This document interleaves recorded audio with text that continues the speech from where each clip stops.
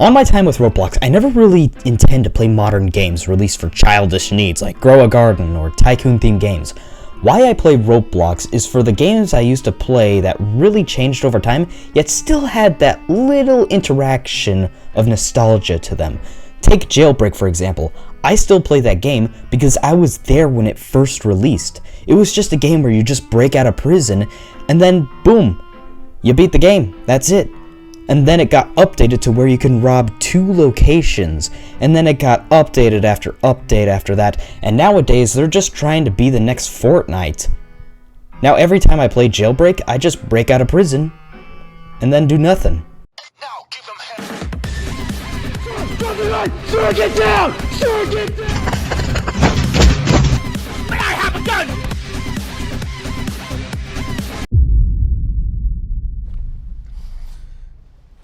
I've yet to meet one that can outsmart a bullet.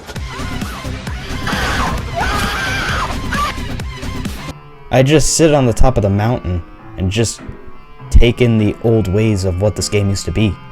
So if there's any cops in the area of this game, you know where to find me. And sometimes other crappy games like Build a Boat to Find Treasure. I play that too.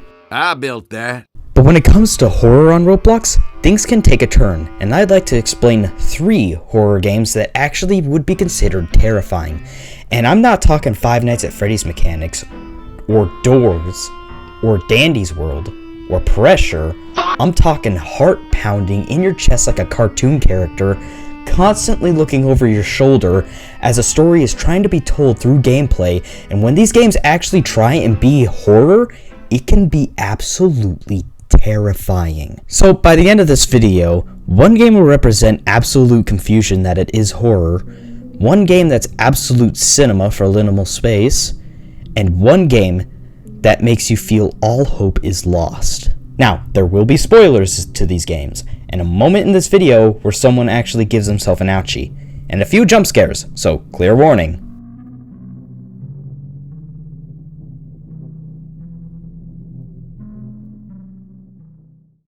Jim's Computer is a small game made back in 2002 by a user named GrugChamp. Now when I was shown this game, I had doubts that this was going to be one of those games where mid-game they would request, pay Robux to skip the night, or pay Robux to scare other players. When games tend to do this, it just doesn't feel right. It feels like an advertisement mid-game that just really bothers me. I want the game to feel like I'm just there, and there alone in the game. When I jumped into this game, I felt very correct about myself as if this game was made by a 2-year-old. You start out by waking up in your house in the middle of nowhere to find a package arrived. It is your computer.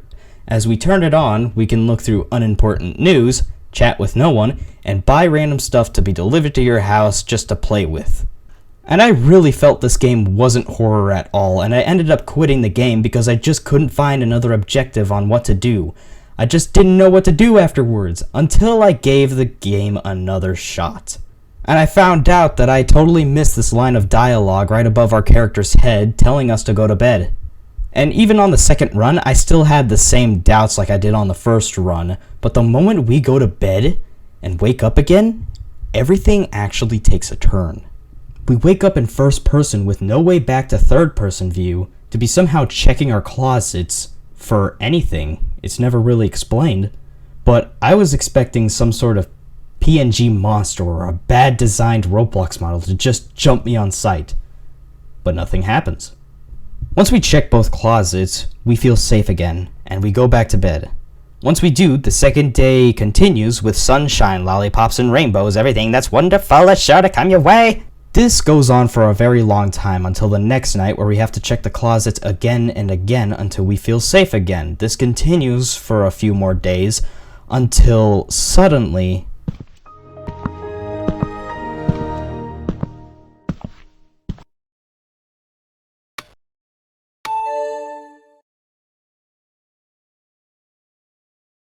we get a message in the chat telling us to prepare. And by the last day, the sun is setting, we get supplies, and a mysterious item. I thought it was just a glitch in the system, or like a corrupted item in my hands. But until we go to sleep for one last time, which is where this game actually takes a turn, we check the closets one last time, to find our TV blaring an emergency alarm and something banging on the doors and windows trying to get in. And with no other clear option on what to do, there's only one option to feel safe again.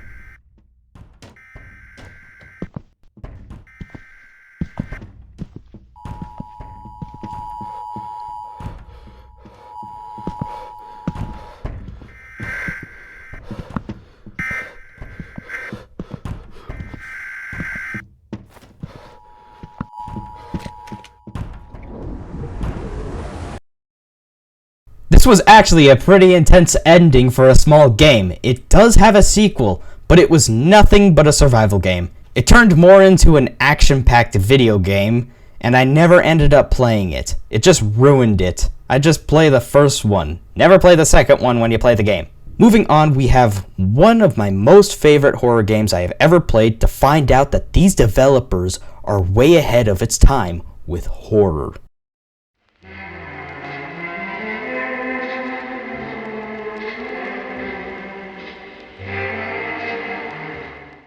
Now, It Lurks happens to be a very unique horror game on Roblox for its very interesting sort of way of storytelling when we clearly don't know, and also using its replayability of curiosity as the story is just really well thought out. And it uses something very, very unique that no other horror game tends to use, and that being presentation, actually introducing us to the very important environment we are in, while also introducing us to the very important characters of the game, that being our brother Grimm and our father, and the curiosity being the basement, which we are never allowed to go into. Now, before our father departs and goes shopping, he tells us to go to bed at 10, and once the clock chimes 10, we go to bed to start dreaming of what could be in the basement. And as we progress through this game, we constantly dream and dream again about what could be in the basement as it changes into different ways of what could be stalking us as we progress. We start switching to different POVs, from Grimm's perspective on how he got into the basement, and how we, ourselves, are trapped in a never-ending dream sequence with these monsters trying to get at us as our family members are also pulled into this. It's a very thought-out game here! And that's not the interesting part. Looking back on this game, it uses liminal space as a small chase sequence and a concept of mystery in its own unique way. This game dropped before the Backrooms, heck, even before Poppy Playtime. This game was so inspiring during its time, and yet it flew over so many people's heads. And yet people are actually still playing this game to this day, with over 1 million visits. I got so inspired by this game, I reached out to the developers asking to remake this game on Unreal Engine, which they agreed to if I credit them in the game, which I most definitely will. And they also told me the full lore of what the game was, and I was way off. So I actually showed them my version of the lore, and it actually is inspired by a true story, and it really connects to certain people who constantly have nightmares. Sadly, the reason why there's been no update on the trailer I posted a long time ago is that why make a remake on a game that's almost perfect the way it is? And we ended up actually finding a style for the video game. It just depends if people want to see it. Leave a comment down below. If so, I'd like to hear nice feedback if we should continue production on this version of It Lurks.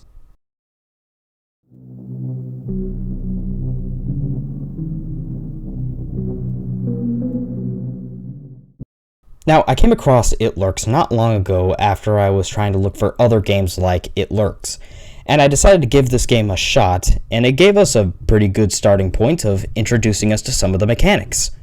Now, when I looked into Nightmare for the first time, mid-game, I swear, this game had me ripping my nuts off my crotch. And as we're introduced to these mechanics of painkillers, being the option of healing our little health bar at the bottom, and once the story actually starts to begin, our neighbor starts being loud as hell. But when we go and check on him a second time after hearing a strange noise coming from his room, we find him dead in his bathtub.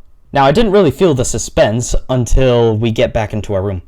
Until a red monster just jumps out of our bathroom, chasing us out the window into a back alley where we find a gun and kill the monster. From here on out, we aren't given objectives. But the map isn't really big enough for us to not get confused on where to go.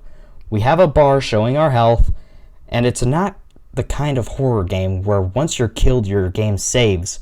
No, this is a Resident Evil save station game where you have to find these notebook papers to save, and I make sure to save before and after killing an enemy. And what makes this game even more jarring is that these creatures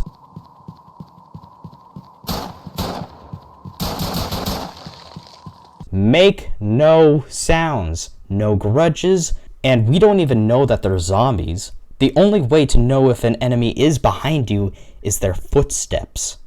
And before you can even tell, they're already right behind you because they are faster than you. They only stop momentarily when they try and hit you, but the moment they start running, you better spam bullets at this dude. You may have a gun, but the flaws that come with having a gun is that you may see a pile of bullets, and you plan to just go crazy on all these creatures considering how many bullets you have in your pocket. But the moment you're introduced to them, you look back to see how many bullets it really took to bring them down. Not only that, you only have so little room to carry items, you need the flashlight to even progress through this game to see, but it just barely works. You need painkillers so the next time you get hit, you can heal. Now, you most definitely need a gun in this game, but there's so little options on how many guns you can carry that you just want to take them all at once so you know you have the upper hand. But only 2 guns are your best option. But the worst thing about it is that every single gun you have in this game, no matter how many times you shoot rapidly, there is a moment in this game where your gun will just jam, making you lose at least 1 bullet to fight back with. Continuing from the game, the walls become very narrow as random enemies will spawn without you even knowing. I mean, look back at this part of me playing the game where I played again, and this part still always gets me.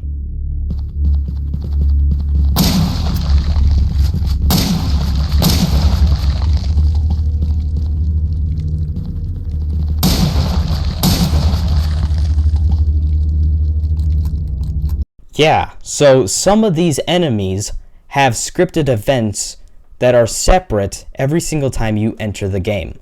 Meaning there's one moment where they're gonna spawn right behind your back, and one moment where they don't. Now, just because you have so many guns and feel protected, it will cost you so much to the point where these axe-wielding maniacs I thought were the hardest part of the game. Which I had to find out the hard way, and finding out that I was so unbelievably wrong. Now, you're going to be looking for bullets all over the place because greed is your only option. And once we find a huge stash of weapons right beside a hole, we may think, oh, whatever's down there is going to get a lot of bullets. And you're right. But the thing is that every single one of those bullets you are given must count. You cannot miss a shot on what is down there.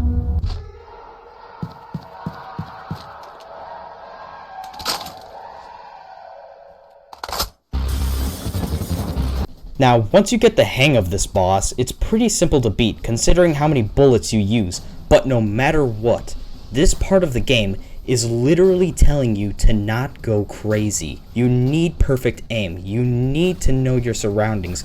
Because the room is so incredibly dark, the moment you bump into a wall, the boss is immediately right in front of you, and he'll instant kill you in 2 hits. And once you're almost out of bullets, not knowing what to do, even when you respawn back, all hope can be lost either way, knowing that every bullet you make must count. And even when you defeat the boss, was it all a dream?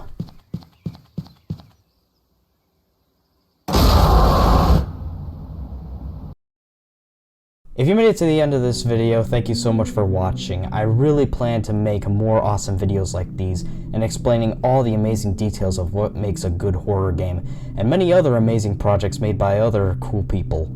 If you have any other Roblox horror games that are similar to any of these, comment down below, I'll take a look at them. And if this video does really well, I will make a do and don't on horror games and what really goes into horror when it's done right. So with all that being said, thanks again for watching, and stick around till next time for more amazing news.